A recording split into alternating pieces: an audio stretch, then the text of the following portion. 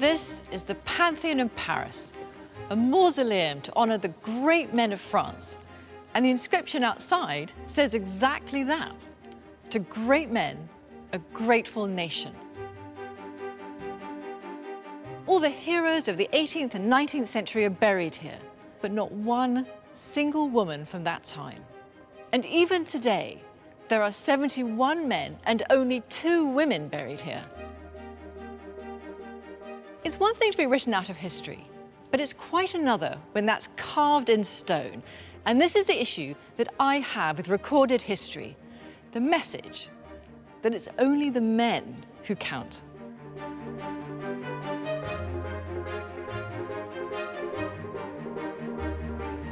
In this last film, I want to look at the women who were central to the revolutions that shaped the modern world. Courageous, visionary figures who fought for change and challenged the status quo. Their history reveals that revolutions are all too often about exchanging one power dynamic for another, leaving women betrayed and excluded from the new societies they had helped to create. But I also want to look at how women have redefined the very nature of revolution, fighting for equal rights to education, to political power, and reproductive choice. In the end, true revolutionary change comes not from the death of millions, but from the death of prejudice. And women have changed the world by changing the arguments. It wasn't violence that created the pivotal moment in women's history. It was women themselves who inspired, demanded, and seized the right to control their own bodies. In the 21st century, there is a new revolution taking place. Women are claiming their right to be heard, campaigning, resisting, and speaking out against injustice. Their aim, to break the old cycle of winners and losers, and instead focus on equality for all. The great thing about being a woman in representative politics is you get to break that mold and you get to show other women that in fact we do have a place in the front line, we do have a place in power, we can exercise it well and better than many of our male counterparts.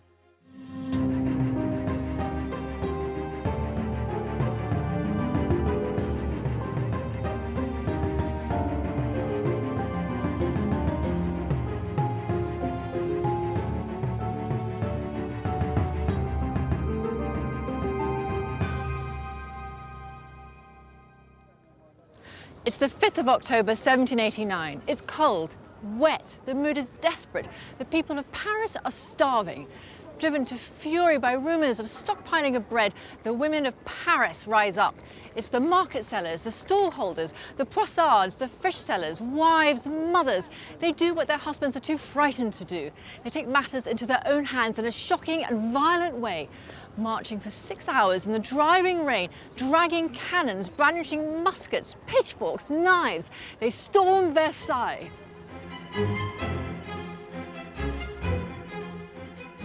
At 6 in the morning, the protesters tore down the gates. They ripped the ceremonial guards apart. This was a mob baying for blood. Marie Antoinette was still in her bedclothes. She ran for her life down the corridor to the king's bedchamber. She pounded on the door, begging to be let in, until someone finally heard her above the din and unlocked the door.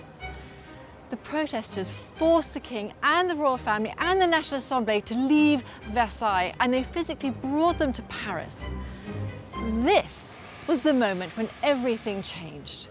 It was now the king who was beholden to the people, and suddenly a democratic future seemed possible. The king had refused to sign the Declaration of the Rights of Man and the Citizen, fearful that it would introduce democracy to France. What broke his resistance was the storming of Versailles by the women of Paris. The king hastily signed the declaration the next day. Without the catalyst of the March on Versailles, who's to say that Louis XVI would have signed the Declaration of the Rights of Man? He was looking for a way out when the women turned his world upside down. As for the declaration itself, for such a radical document, it's surprisingly short, a mere 800 words.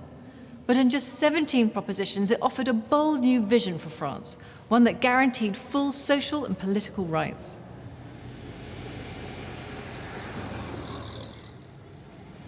But the devil was in the details. Women soon discovered that being a citoyenne, the feminine form of citizen, did not make them equal citizens under the eyes of the law. Turned out that liberté, égalité and fraternité was just that, liberty and equality for the brotherhood. But as the revolution progressed, more and more women wanted to take part. They formed clubs, debating societies, revolutionary committees.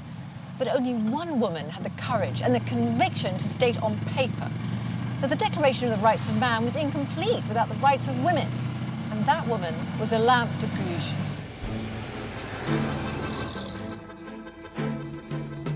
Born Marie Gouges in 1748, she was the daughter of a butcher. After the death of her husband, she moved to Paris, changed her name, and made a career for herself as a playwright.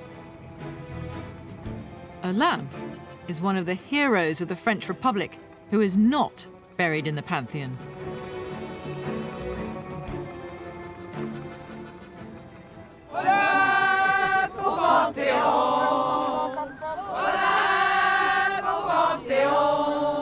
Ça fait 25 ans que tous les présidents de la République, les uns après les autres, ont refusé d'admettre au Panthéon les cendres d'Olympe de Gouges, qui est pourtant reconnue dans le monde entier comme un exemple extraordinaire de défense des droits de la personne humaine.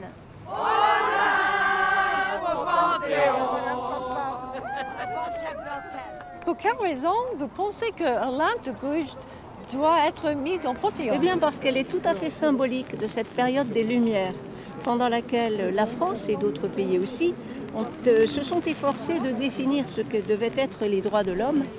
Elle était pour la libération des esclaves, elle était pour défendre les femmes maltraitées, les enfants, les vieux qui étaient emprisonnés pour dette.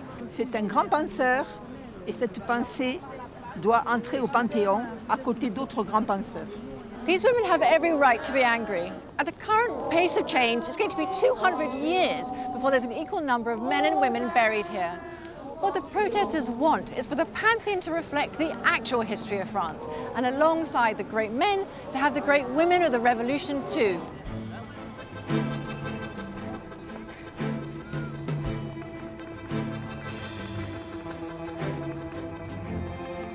This was the age of the Enlightenment, when logic and reason had supposedly conquered superstition and prejudice. Yet the philosopher Jean-Jacques Rousseau, whose writings helped to inspire the revolution, saw nothing illogical in stating, man should be strong and active, the woman should be weak and passive.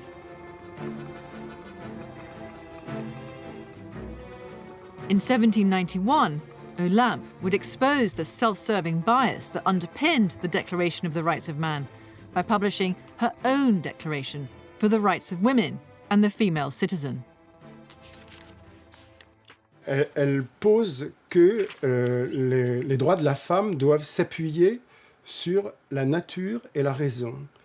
Ces deux notions qui sont essentielles au XVIIIe siècle, et la Révolution française va tourner le dos au despotisme et à la religion, d'une certaine manière, en posant le primat de la raison et de la nature. Et dans toute l'œuvre d'Olympe de Gouges, et en particulier dans la Déclaration des droits de la femme, on retrouve toujours cette justification de ses revendications. Elle réclame des droits politiques, mais elle réclame des droits civils pour les femmes. Elle considère que les femmes doivent pouvoir exercer des métiers traditionnellement réservés aux hommes. Par exemple, elle considère que les femmes peuvent être avocates. Elle considère que les femmes peuvent être ambassadrices. Elle reconnaît déjà à cette époque-là la légitimité de pouvoir mener une vie amoureuse, conjugale, avoir des enfants en dehors du mariage. And she also talks about liberty and justice being the driving engine for women's rights. Olympe de Gouges insiste sur plusieurs points importants. Elle considère que la femme doit avoir des droits, mais également avoir des devoirs. et elle veut que ses devoirs soient les mêmes, ni plus ni moins que ceux des hommes. Et elle pose cette fameuse antithèse à l'article 10. La femme a le droit de monter sur l'échafaud. Elle doit avoir également celui de monter à la tribune. So what was the effect of this document? Who read Olympe's déclaration? Elle envoyait toujours ses textes politiques au président de l'Assemblée nationale et à plusieurs députés. Elle envoyait aussi ses textes aux directeurs des journaux et également à tous les clubs politiques. Elle avait un grand sens de la communication et elle donnait un maximum de publicité à ses écrits. And what was the reaction? Il n'y a pas eu de débat. Elle voulait au moins qu'il y ait un débat à l'Assemblée sur la question des droits de la femme, mais ce débat n'a pas été inscrit à l'ordre du jour. Within a year, all debate would be closed down as the Jacobins' reign of terror began. Fearing further uprisings like Versailles, they took extreme measures. In October, they banned women from meeting in groups of 5 or more. This was the beginning, when the revolution turned from being a means of liberation for women to an instrument of their oppression.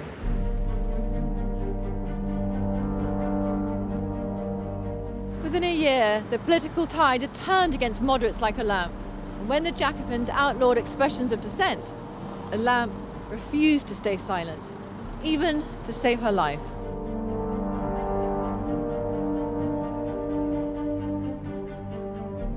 Olympe called on the French to reject violence. She distributed an inflammatory poster called The Three Urns that encouraged people to decide for themselves how France should be governed. The authorities arrested her, and she was imprisoned here at the conciergerie. C'est le dossier du jugement d'Olympe de Gouges, condamnée à mort devant le tribunal révolutionnaire. Ce n'est pas un tribunal équitable. Donc dans ce dossier, on s'aperçoit que l'accusation est à charge uniquement. Il n'y a pas de témoins qui la défendent. C'est uniquement des témoins qui l'accusent. Voici la dernière lettre qu'Olympe de Gouges a écrite et elle attend le bourreau. Elle écrit à son fils. « Je meurs, mon cher fils, victime de mon idolâtrie pour la patrie et pour le peuple. » Et elle signe Olympe de Gouges de sa main.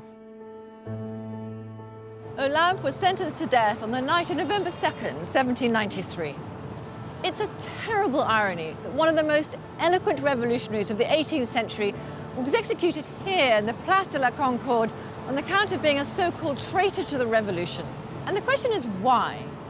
I think it's because Olympe, as a woman, breached the all-male sphere of politics, and as a woman, used the supposedly male tools of reason, wit, and logic to promote a feminist agenda.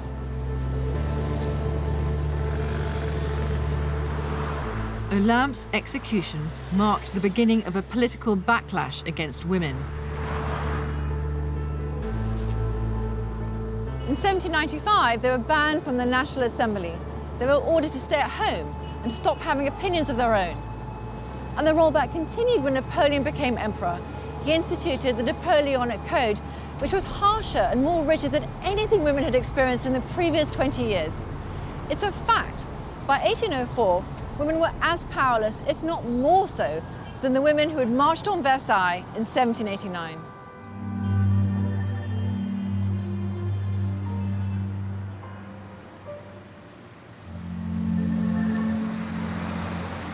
The code was a disaster for women's rights, giving fathers and husbands the ultimate power over their daughters and wives.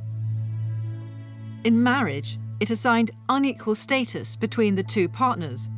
Adultery was only a crime for wives. They could not buy or sell property and were disadvantaged in divorce and inheritance.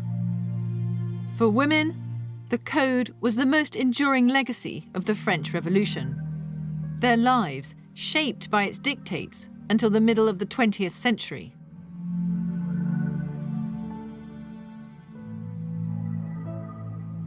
It was 1946 before French women finally got the vote, and another 20 years before wives could work without their husbands' permissions. But the battles of the French Revolution weren't irrelevant. It was women like Olympe De Gouges who lit the flames of modern feminism, and once they were alight, there was no going back. A revolution that betrays the promise of egalitarianism and simply exchanges one male structure for another is hardly a victory for women. And yet, women continue to take part in the revolutionary movement spreading around the world, believing this was their only hope for change. Liberation, republicanism, self-determination, these political ideas fell on fertile ground in South America and continental Europe. By the early 1800s, the South American countries were fighting against Spain, demanding their independence, and women were fighting alongside men.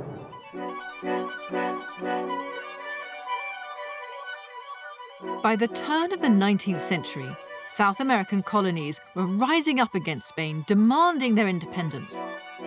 In Ecuador, Manuela Sáenz, fellow revolutionary and lover of Simón Bolívar, fought alongside him as 6 South American countries were liberated. In Greece, playwright Avanthia Kairi campaigned to overthrow Turkish rule. In Poland, Emilia Plata went into battle against occupying Russia. And Katinka Zitz-Harlein founded the largest women's organization of the German Revolution in 1848. Not all revolutions begin with mass meetings in public squares or on the battlefield. In fact, I think that the greatest revolution of the 19th century started in the home, with the education of girls. Once campaigners began to argue that women must have equal access to education, then the genie was out of the bottle.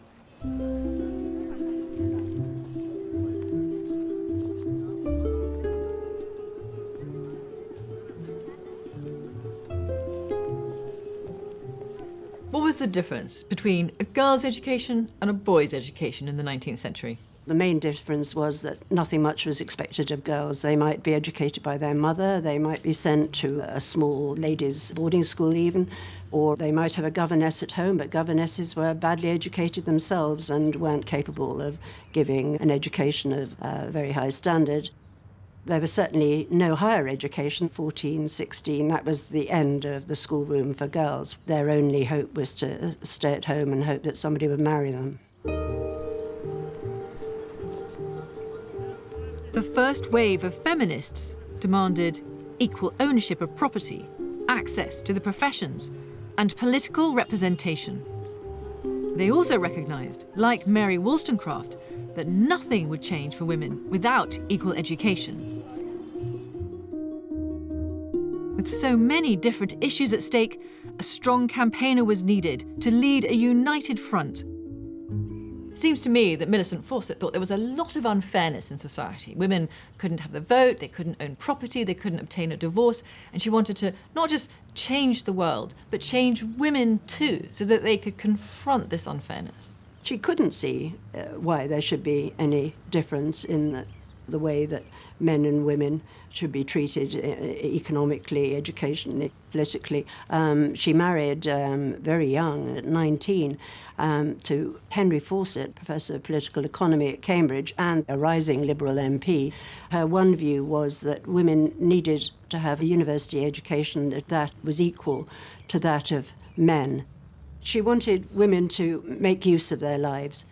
When it came to women's education, what were the ways in which Millicent Fawcett drew attention to the cause? There was the idea that there should be a series of lectures for women in Cambridge on a variety of subjects that would interest women and would get their minds thinking. And because so many women wanted to come not only from the town but from outside, they had to provide lodgings. Then it was decided that they would really have to build a hall to accommodate them, and this first building went up to accommodate about 30 women. And from then on, Newnham grew.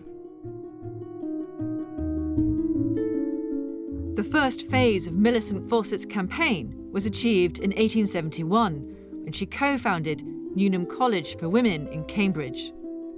But that wasn't enough. Education for her was a means to an end.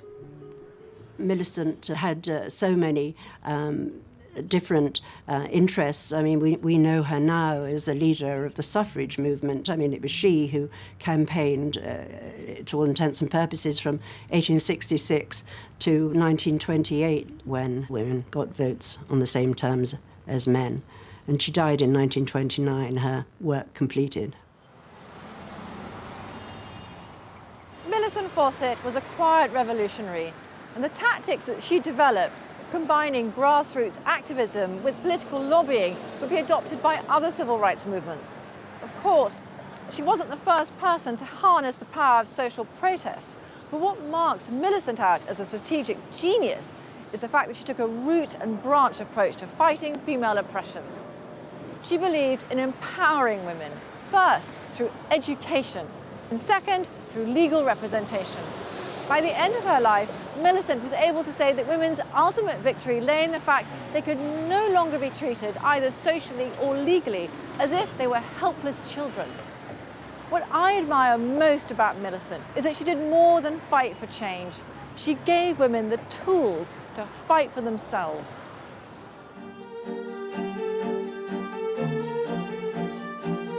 Britain was not alone in its reluctance to grant women the vote. The first country was New Zealand in 1893.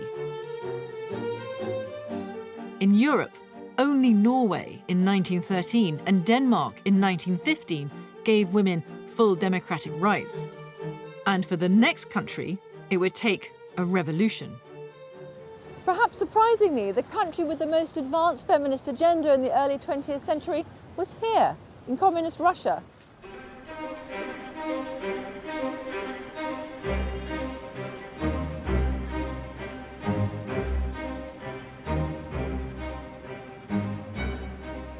Leading this charge to remake Russian society into the Soviet ideal of the liberated and equal workers' collective was a firebrand from St. Petersburg called Alexandra Kollontai.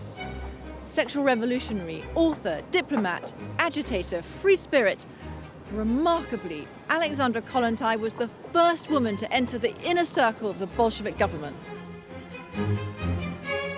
Her name is not synonymous with the heroes of the revolution. Instead, her story lies here, gathering dust in the archives of the former Marx-Lenin Institute. Some people are born fighters, and Alexandra Kollontai was one of them. She'd been born into an aristocratic Russian family. Her father was a Tsarist general, and she herself had the kind of upbringing that was typical of the Russian upper classes, complete with English nanny. She couldn't get away fast enough, and at the age of 21, she married an impoverished relative named Vladimir Kollontai. But very soon, that escape route turned into a prison for her. She hated domestic life. She was interested in politics, and she wanted to play a role in revolutionary Marxism.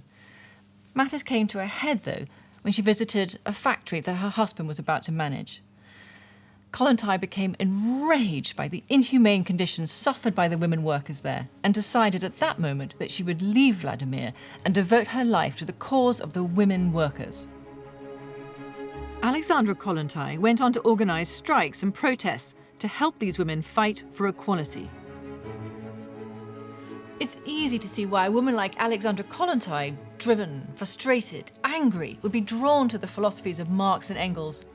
Writing about the origins of the family, Engels theorised that the emergence of patriarchy was driven by the desire for ownership of property, ownership of women's bodies, and therefore only a complete workers' revolution, one that abolished all rights to ownership in favour of the collective, would lead to a complete reordering of the relationship between the sexes, one based on mutual need, mutual respect, and equality. Exiled from Russia by the Tsar in 1908 for her activism, she was determined to return to ensure that women's rights were at the top of the Bolshevik agenda.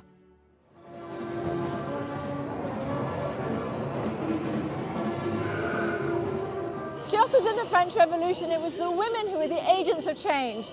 On the 23rd of February 1917, it was International Women's Day, and the women poured into the streets, organising protests and strikes. Among them were the female textile workers organised by Alexandra Kollontai. And the movement that they started, the momentum became impossible to stop. A week later, the Tsar fell from power. Kollontai returned to Russia in March of that year and became a prominent Bolshevik campaigner.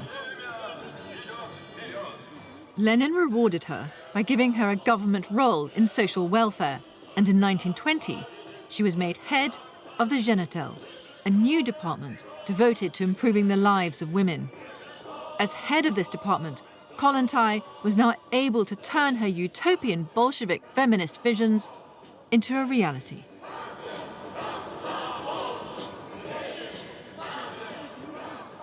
How key was Alexandra Kollontai in changing women's rights and improving them? She drafted the first regulations that would create universal maternity care. She spearheaded equalization of educational opportunities for women. She spearheaded women's engagement in the paid labor force as men's equals.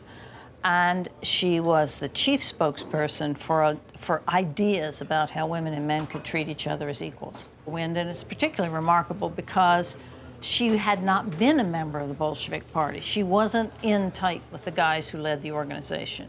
And yet she still managed to persuade them to listen to her and to grant her considerable autonomy. The Genital went so far as to argue for what we would call affirmative action, the promotion of women into leadership positions in things like trade unions. They began to advance a program for women's rights that was huge in changing the lives of women and men in the Soviet Union, and then, because of the spread of communism across the planet, became adopted by communist parties all over the world, from Nicaragua to China. Kollontai promoted change in the lives of tens of millions of people.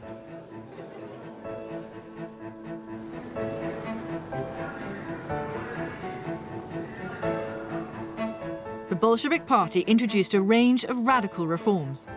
Universal suffrage was granted, homosexuality and abortion were decriminalised, and access to healthcare was made free to all. Reforms that would not be introduced in the rest of Europe for another 50 years.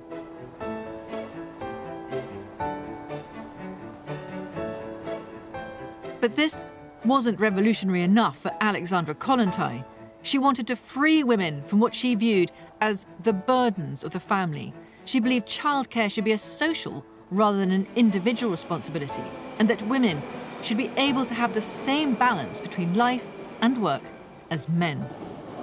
Alexandra Kollontai wanted to abolish domestic life as a matter of principle, but the Soviets wanted women out of the kitchen for a practical purpose. The state had to modernize quickly, and they could only do that by doubling the workforce. This was the real purpose behind the rise of the new Soviet woman.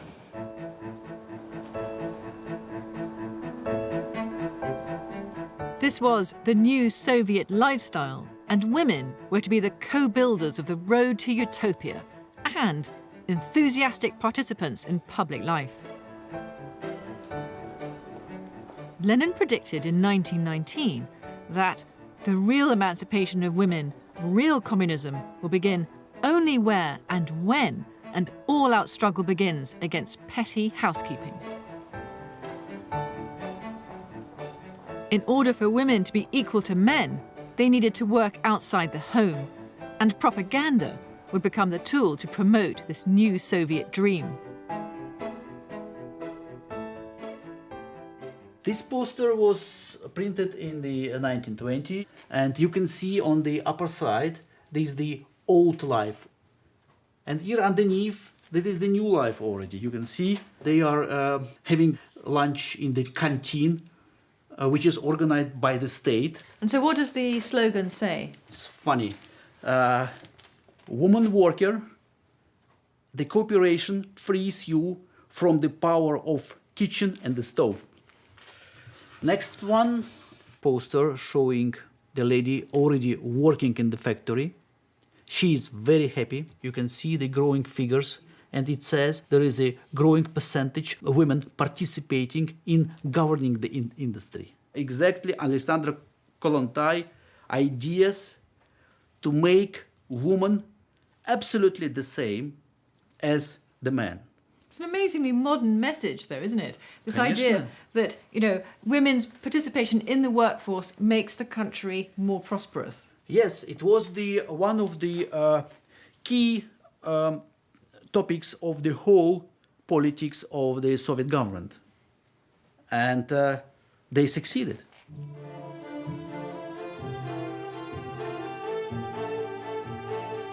Controversially, Alexandra Kollontai argued that women's emancipation should extend to their sexuality.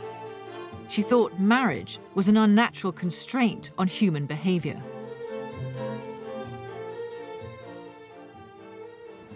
Kollontai went even further. She wanted to abolish the family in all aspects of domestic life, saying that children should be made wards of the state because only then could women be free to be themselves. Clearly, that wasn't Soviet ideology. That was Kollontai's own desperate reaction to historic oppression. Because in essence, what she was saying is that women can only be real women when they stop being wives and mothers. A lot of Bolsheviks thought talking about things like free love and people hooking up with whomever they want to and leaving whenever they feel like it, which is literally what she was writing about in 1923, thought that that was, if not distasteful, at least putting priorities where the bourgeois feminists would have put them. So she was suspect because she's talking about things that they did not consider politically significant. Like Olympe De Gouges, Kollontai's radical agenda led to her condemnation by the political elite. In 1922, Lenin had her removed as the head of the Genital. In 1924, she took the offer of a graceful exile and spent the next 2 decades in the Soviet Foreign Service as ambassador to Sweden. The last years of Alexandra Kollontai's life were bitter ones. By the late 1940s, the gains achieved by Genital had been rolled back by Joseph Stalin. Divorce, abortion, contraception, these all became difficult, if not impossible. The workers' paradise had given way to the gulag. When a country is in crisis, one of the first things to go are women's rights. And so it was in the Soviet Union.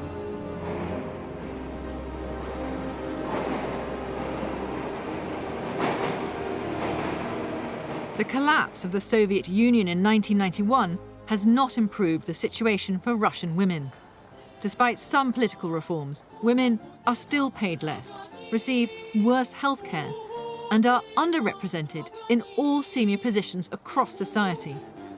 Yet, the equality that Alexandra Kollontai fought for hasn't been forgotten.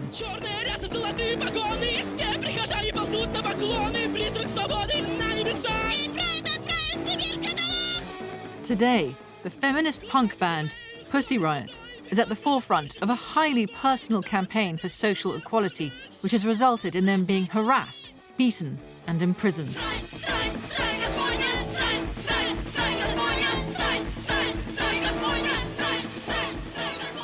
Nadia, what does Alexandra Kollontai mean to you? Kollontai вместе с теми женщинами, с которыми она работала над феминизмом, продвижением феминизма, она сделала потрясающие вещи. У нас в современной России очень печальная ситуация с политикой в принципе, но с женщинами в политике особенно, так как все те женщины, которые вот представлены, например, в Государственной Думе, транслируют только одно. Это такой вот махровый, гипертрофированный консерватизм. Она должна выступать против абортов, она должна выступать за сохранение семьи. Do you think that Alexandra Kollontai can be a great role model for women today? Для того, чтобы она таковой стала, о ней должны знать люди. А чтобы они знали люди, им об этом должны рассказывать в школе, им должны рассказывать в университете. Но, к сожалению, таких сейчас не существует, потому что нашему государству не слишком-то нужно просвещать. Образованные не нужны. Что касается нас, мы по мере своих возможностей в рамках нашей деятельности занимаемся просвещением. Мы верим в то, что русские мозги и русское вдохновение в состоянии изобрести новое, сильное, дерзкое.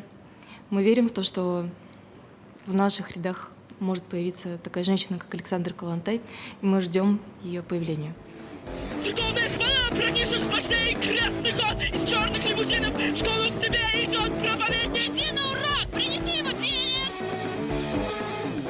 Патриарх Гудя и верит в Путина.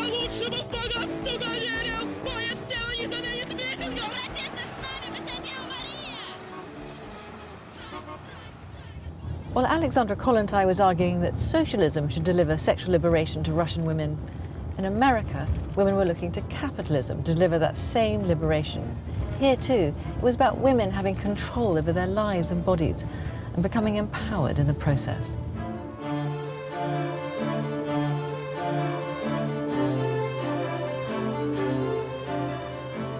One of the greatest revolutions of the last 2,000 years for women was to come from an alliance between the heiress to an industrial fortune and a socialist radical. New Yorker Margaret Sanger was one of 11 children.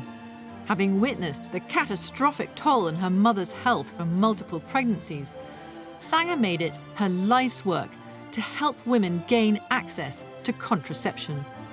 It was the one thing that men had claimed control over for thousands of years, and Sanger was determined to give that control back to women. During her long battle for women's liberation, it began with the right to sex education and ended finally with the development of the pill.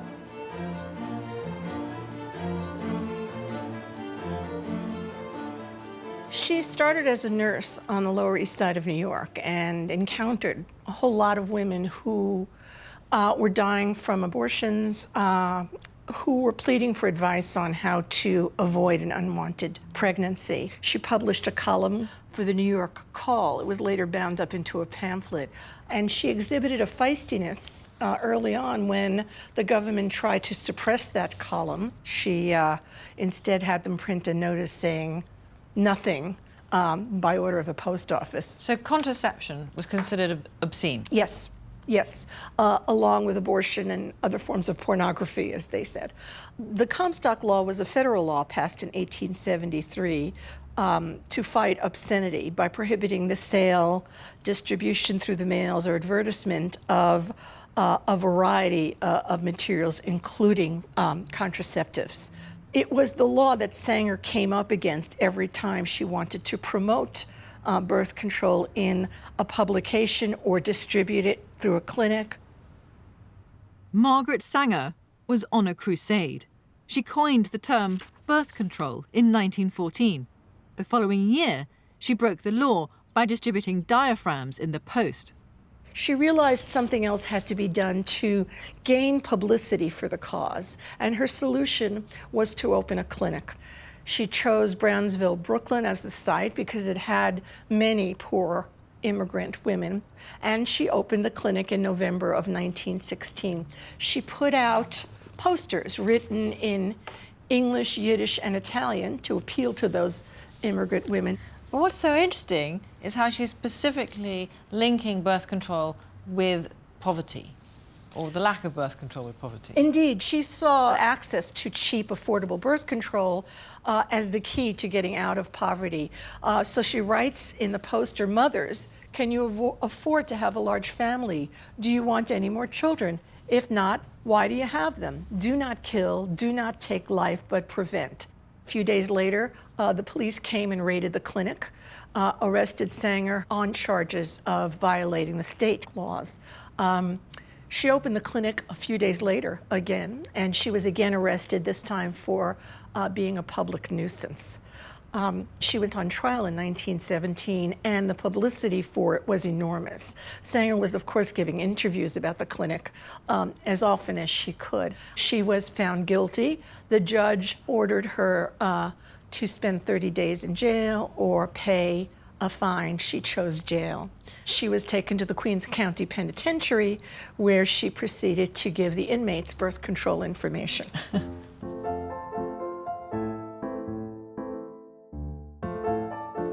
Her arrest and trial brought Sanger the huge publicity that she had been courting.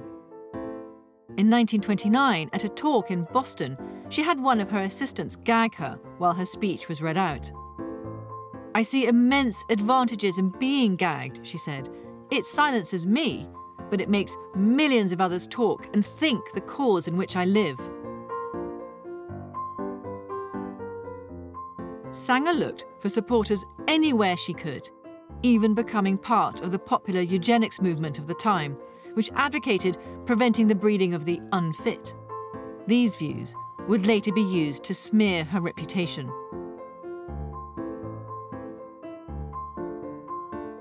Fortunately, Sanger had a gift for attracting wealthy philanthropists to her cause. One of them was suffragette and heiress to a vast industrial fortune, Catherine McCormick. Her money would turn Sanger's dream into a reality. The relationship between your grandmother, Margaret Sanger, and Catherine McCormick seems to have been really remarkable and unique. My grandmother had the ability to keep in touch with women with money and was very good at parting them from their purse for her cause. And in the early 1950s, my grandmother had the idea of creating a birth control pill. The diaphragm was the major method back then, and my grandmother wanted something that was going to be foolproof, 100% effective and safe for women. She found Gregory Pincus up at the Worcester Institute of Technology to do the science. And my grandmother brought Catherine McCormick together to have a lunch with them here in New York. And my grandmother said, "How much money will you need?" And he said, "Well, you can start it with $40,000, but it's going to cost a lot more." And Catherine McCormick took out her checkbook after my grandmother kicked her under the table, wrote out a check for $40,000. And that was the start of a $1 million gift that Catherine McCormick made for the development of the pill. An extraordinary fact that the most important medicine to liberate women was an idea of a woman and funded by a woman and done privately with no government funds whatsoever.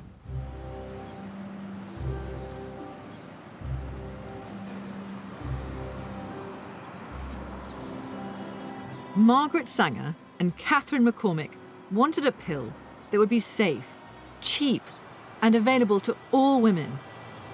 Today, it is used by over 100 million women around the world. But after that informal lunch with scientist Gregory Pincus in 1951, it would take 10 years for the pill to become available. It's not a date that's celebrated. In fact, it hardly ever appears in the history books. But the 9th of May 1960 is the day that women's lives changed forever. It's the day that the FDA approved the first ever birth control pill. Margaret Sanger, who was 80 years old and in failing health at the time, learnt about the decision via the newspapers. Upon hearing that her idea had come to fruition, Sanger reportedly sighed, saying, "It's about time." What happened at the end of Margaret's life? She did so much towards the development of the pill and helping to get it funded. So why was she shut out at the very end? At the end of her life, she felt she was forgotten, and in many ways was forgotten. I mean, she was a very strong personality. She rubbed a lot of people the wrong way. She had very definite ideas about how things ought to be done. And the doctors who were doing the clinical trials of the pill and doing the chemistry and the science and the biology did not want to hear from a nurse who never graduated from nursing school about how they ought to do their jobs. Far from being celebrated as a revolutionary force for women, Sanger is often vilified for her early views on eugenics. These are often used to discredit both her and women's rights advocates today. I've actually read many of Sanger's articles and her books. Sanger was an unapologetic eugenicist. Margaret Sanger clearly embraced bigotry and racism. Let me say, with respect to your comments about Margaret Sanger, you know, I admire Thomas Jefferson. I admire his words and his leadership, and I deplore his unrepentant slaveholding. I admire Margaret Sanger being a pioneer in trying to empower women to have some control over their bodies. And I deplore statements that you have referenced. There's a huge backlash by men, by conservatives, by those who don't want women to control their futures, who like the way things are with men controlling society, men having all the levers of power, not only in the United States, but in many developing countries. Where there are forces trying to eliminate abortion access. This battle is being repeated throughout the Western Hemisphere and poorer nations in Africa. My grandmother would be appalled that this fight is still going on. I'm appalled it's still going on. This should not be happening. This battle should have been won decades ago.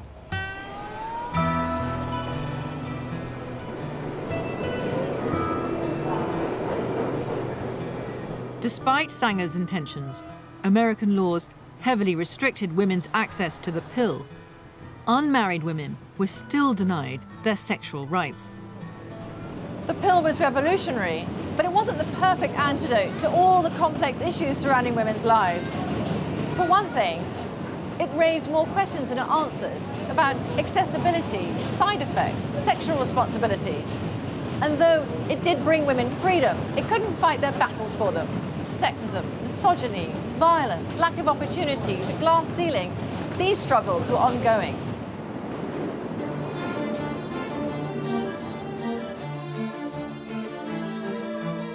These issues were taken up by women in the 1960s and 1970s. Frustrated by the slow pace of social change, this movement became known as the second wave of feminism.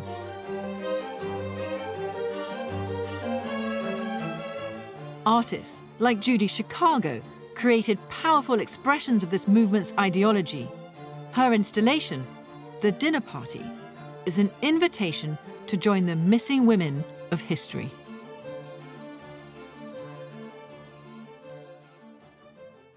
This second wave of feminism aimed to achieve more than just political change. It demanded that women raise their consciousness, because the first wave of feminism in the 19th century had succeeded in winning the vote, but it had not succeeded in earning a place for women at the table. The second wave of feminists demanded that there be recognition for women's issues, from equal pay for equal work to equal opportunity, and of course, to be written back into history.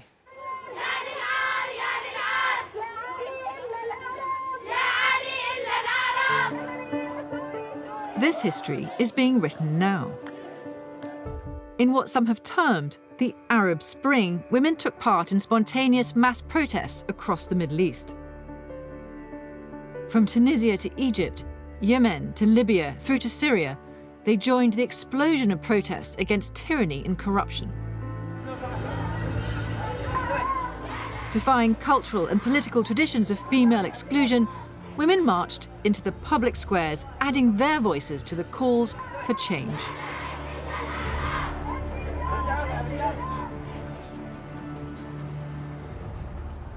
So women were just as men involved in the various movements that challenged dictators across the region. In Egypt, the famous 18 days on Tahrir Square, where women who maybe prior to the protest were not involved politically started to also get involved. We felt like we have to come here and do whatever we can.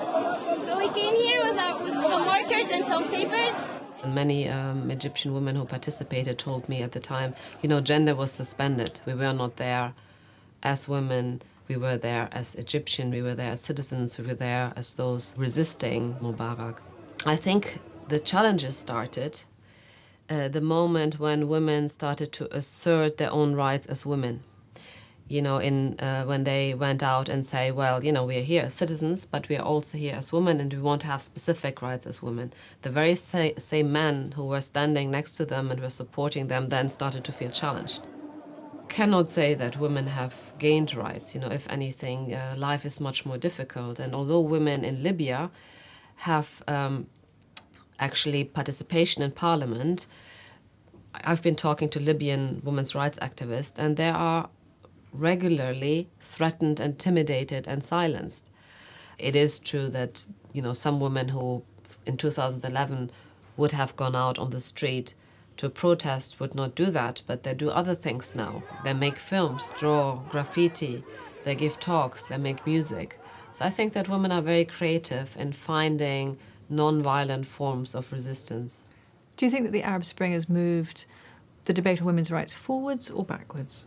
I personally, anyway, don't like the term Arab Spring because, first of all, it's not a spring. Spring denotes something positive, and I think many of the developments are quite negative. But thinking about hope, the other source of hope that I have in the region is the fact that you have more and more young men, and also older men, but I would say particularly younger men, who recognize that the struggle for greater gender-based equality is their struggle as well, and that if they want to change society and if they want to have a more just, a more democratic society, then their need to fight side by side with women for women's rights.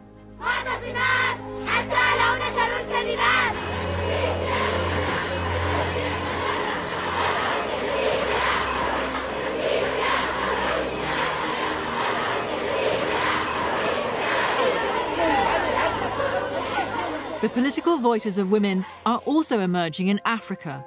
Despite ingrained cultural oppression, women are seizing the initiative and campaigning from the grassroots. Fighting ended in Liberia in 2003 after women took up residence in a fish market, praying and singing for peace. It grew into a campaign of thousands and resulted in the election of Ellen Johnson Sirleaf, the first female president in the continent's post-colonial history. Malawi followed in 2012 when Joyce Banda was sworn in as president. And in South Africa, Lindiwe Mazibuko became the first black woman to lead the parliamentary opposition in the National Assembly. Yet so far, these are isolated successes that are not without their setbacks. Well, how did people react to you when you became a woman in power? South Africa has one of the best gender representation in politics in the world. Almost 40% of cabinet ministers, judges, members of parliament are women. And I think sometimes it gives us the false impression that women have come so far that we're on an equal footing with men in politics. But what's interesting about being a woman in power is that it threatens the status quo so much that people go through a lot of trouble to pull you down and to attack you for very spurious reasons. Your hair, your clothing, your accent, things that would never happen to a man. And I see it all over the world. There's an effort to bring women back to their place, and that's what I experienced. Point of order that is that before the member continues, can she just explain to the House what she's done to her hair? Now, the Honourable Mazibuko may be a person of some weight, but is she of some stature? Speaker, thank you. The Honourable Lindiwe Mazibuko has bad fashion taste and has been arrested by the police, by the fashion police. Blame Zuma. So everything must be blamed on Zuma. But the great thing about being a woman in representative politics is you get to break that mold and you get to show other women that, in fact, we do have a place in the front line, we do have a place in power, it's legitimate, we can exercise it well, formidably, and better than many of our male counterparts. Do you think there's a different kind of revolution taking place in Africa? A revolution that isn't led by violence, but led by women through the politics of persuasion and economic empowerment? I think there's definitely a revolution in terms of economic empowerment. There's a whole raft of studies about how women have become primary breadwinners in families throughout the continent by borrowing small sums of money to start businesses. So there are women who, on a very small scale and in a very quiet way, are finding new and innovative ways to support the family. So the future of Africa lies in the future of its women? Absolutely. I think the future of Africa hinges upon whether Africa can wake up to the fact, and wake up quickly enough to the fact, that it will not succeed unless women succeed as well.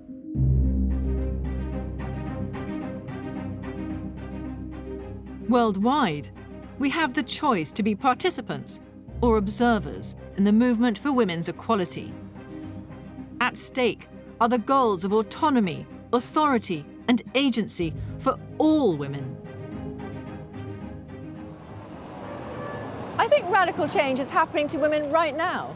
It's by no means universal, and in some parts of the globe, it's not even going in the same direction. But nevertheless, there is something wholly new about this revolution. It's an uprising without bloodshed. Women are challenging the status quo through awareness, through dialogue, through education.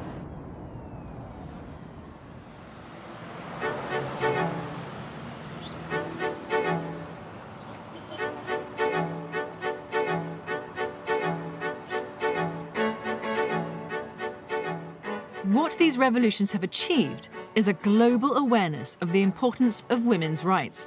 But we cannot be complacent. The United Nations, in spite of its checkered history, has a fundamental role to play in promoting global equality, and its charter explicitly guarantees the rights of women.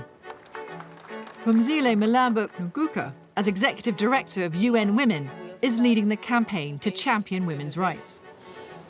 We will actively campaign for all sections of society to take part and to commit to end violence against women. I don't think that women have an ambition to dominate anyone. They just want their space and they want respect, and they also want to respect the other people we share the planet with.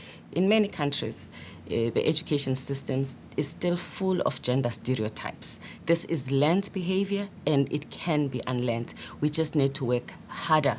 I believe that there's a revolution happening, and it's going to take place around women, their equality, their participation, and through them, it will make the world a more secure and more prosperous place. If you do not have women, we will not have this prosperity, because it is just like getting into a field and playing with half of the squad sitting on the bench. The most critical issues of the 21st century will need us to address gender equality.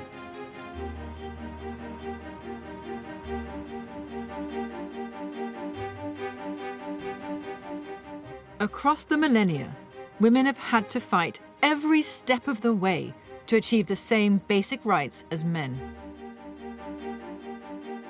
Access to power, freedom of movement, and the right to self-determination. For many, this is still an ongoing struggle today. I believe that the future depends on the inclusion of women. And to do this, we have to break from the past and create a new model for social revolution.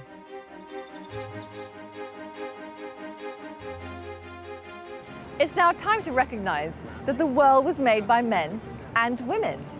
And though for women their contribution was constrained by political, social and religious factors that didn't exist in the same way for men, that doesn't alter the value of their contribution or diminish their impact.